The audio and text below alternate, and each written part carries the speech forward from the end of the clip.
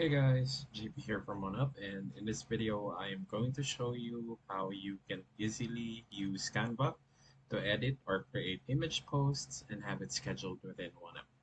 So first thing that you want to do is create a post and select the social media account that you wish to post to. In this case, I'm just going to use Facebook. There, and scroll down. Once you see this image icon, you will see an option to import from Canva. Now select the size that you prefer, or depending on the social media that you're going to post to, you just need to select that one and click Design with Canva.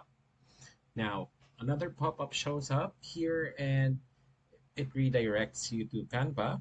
Now you have the option to edit or create a post.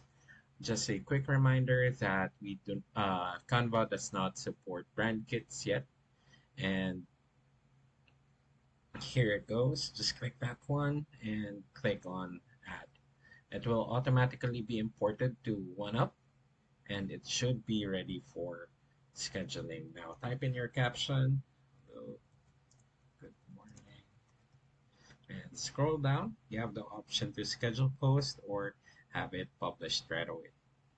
And that's it. That is how you can easily use Canva to edit or create your image posts and have it scheduled within OneUp. Thanks for watching and see you on the next video.